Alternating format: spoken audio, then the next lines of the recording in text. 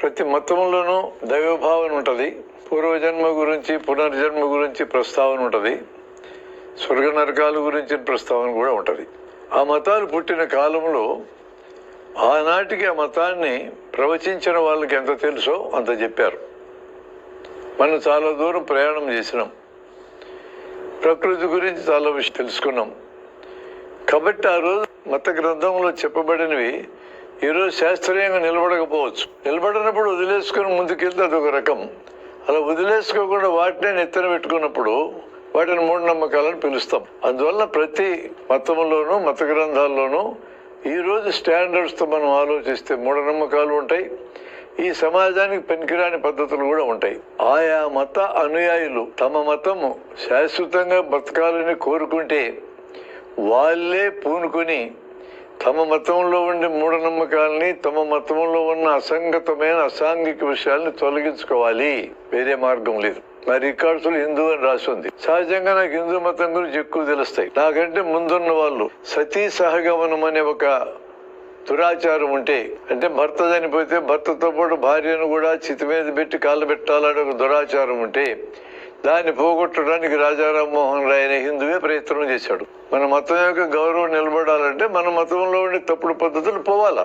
వితంతు వివాహాలు లేవు హిందూ మతంలో. ఒకప్పుడు బాల్య వివాహాలు ఉన్నాయి. ఆధునిక మానవ విలువల ప్రకారం ఈ రెండింటిని వదిలించుకోవాల్సిన అవసరం ఉంది. మన మతంలో ఉండే వాళ్ళు వదిలించుకోవడానికి ప్రయత్నం చేశారు. ఒకప్పుడు హిందూ మతంలో శూద్రులు చదువుకోవడానికి వీలు లేదని చెప్పబడింది. అట్లా చదువుకున్నందుకే రామాయణ కాలంలో శంభుకుని మెడ నరికేసినారు. ఈరోజు శూద్రులు 170 పైన ఉన్నారు. మరి వీళ్ళందరూ చదువుకోవడానికి వీలు లేదంటే చెల్లుతుందా ఈ రోజుకి? ఒకప్పుడు పతివ్రత అని భార్యను నిర్ణయించాలంటే భార్య నిప్పుల్లో దూకి బయటికి రావాలని చెప్పింది మన మతం. ఈరోజు నిప్పుల్లో దూకి బయటకు వచ్చేది సాధ్యమవుతుందా? నిప్పుల్లో దూకితే చచ్చిపోవడమే కదా.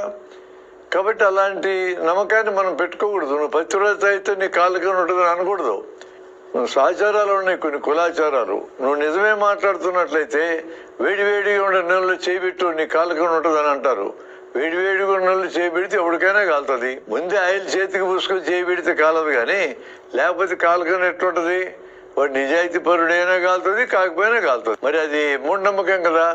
చేతులు కాలితే వాడు దొంగని చెప్పి కొడతారు, కాలకపోతే దొంగ కాదని అంటారు. ఎట్లా సాధ్యం అది? ప్రకృతి నియమాలకు భిన్నంగా ఏమీ జరగవు.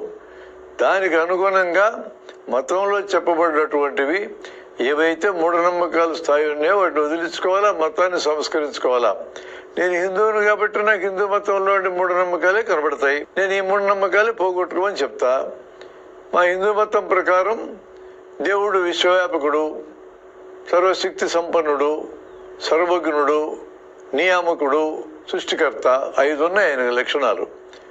వీటికి భిన్నంగా ఎవరైనా మనుషులు నేనే దేవుణ్ణి అన్నారనుకో, ఓ బాబానో ఒక స్వామియో నేనే దేవుణ్ణి అంటే తప్పు కదా, అట్లా అనకూడదు కదా. సర్వాంతర్యామి దేవుడు, నువ్వు సర్వాంతర్యామి కాదు కదా. ఆయన ఎల్లకాలం ఉండేటోడివి, నువ్వు చచ్చిపోతావు కదా కొన్నాళ్ళకి. నువ్వు నేనే దేవుణ్ణి అంటది మోసం కదా. హిందూ మతాన్ని వీళ్ళందరూ మోసగాళ్ళు నష్టపరుస్తున్నారు. కాబట్టి హిందూ మతాన్ని ప్రేమించేటోడు ఎవడైనా సరే ఈ దొంగభావాలందరినీ బయట పెట్టాల్సిందే. మా మతాన్ని మీరు అంతా గబ్బులేపుతున్నారు, పక్కకు పోండి మీరు చెప్పాల్సిందే. అలాంటి ప్రాక్టీసెస్ సవరించుకున్నందుకే సత్యగమనాన్ని వదిలేసుకున్నాం, వితంతు వివాహాలను ప్రోత్సహిస్తున్నాం, స్త్రీ విద్యను ప్రోత్సహిస్తా ఉన్నాం, శూద్రుల విద్యను ప్రోత్సహిస్తా ఉన్నాం. కాబట్టి హిందూ మతం బతుకుంది నాలు. ఇప్పటికీ ఈరోజు ఉన్నాయి కొన్ని. దళితులను గుళ్ళల్లోకి రానియరు, తప్పు కదా. దళితుల్లో దేవుడు ఉన్నాడు, గుళ్ళల్లో దేవుడు ఉన్నాడు. దేవుడి దగ్గరికి పోతున్నాడు, ఏంటి ఇబ్బంది? శంకరుడికి ఒకసారి చండాలుడు ఎదురైతే తప్పుకో అన్నాడు ఈయన. ఆ చండాలుడు ఏమన్నాడు తెలుసా?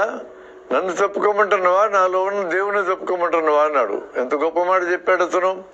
అంటే దేవుడు నీలో ఉన్నాడు, నాలో ఉన్నాడు, తప్పుకోమంటుంది ఎవరినని అడిగాడు అతను. దాంతో శంకరుడు తన తప్పును గ్రహించి నమస్కారం పెట్టి వెళ్ళిపోయినాడు. మరి ఆయనకుండే విఘ్నత మనకు ఉండాల్సిన పని లేదా? మరి రామానుజుడు గుడికి నారాయణ మంత్రం చెప్పాడు, అందరూ నేర్చుకోని రాని. బ్రాహ్మణ్స్ నేర్చుకోవాలని చెప్పలేదు కదా.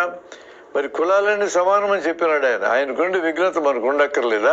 కులాలన్నింటికి వ్యతిరేకంగా బసవేశ్వరుడు కూడా పెద్ద కార్యక్రమం చేశాడు. అందరూ ఈ మతాల్ని ప్రవచించినటువంటి వాళ్ళు, హిందూ మతంలో ఉన్నవాళ్ళు కులాలకి అతీతంగా జన్మ కలిసి ఉండాలని చెప్తే మనం కులాలను ప్రోత్సహించటం నిజంగా మనం మతాన్ని ప్రేమించేటోళ్ళమేనా? ప్రేమించే వాళ్ళమైతే మనం ఎందుకు ప్రోత్సహిస్తాం?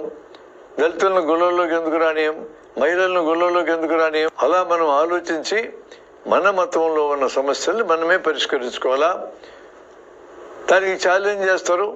మీరు హిందూ మతంలో ఉండే మూఢనమ్మకాలు చెప్తారు, క్రిస్టియన్ మతంలో ఉండేవి ముస్లిం మతంలో ఉండి చెప్పరేందనంటే మాకేం పని అండి? చెప్పాల్సిన పని వాళ్ళ మతాల్లో ఉండేటోళ్ళు వాళ్ళ మతాల్లో ఉండేవాళ్ళు తొలగించుకుంటారు. నాది హిందూ మతం కాబట్టి నా మతంలో నేను తొలగించుకుంటా.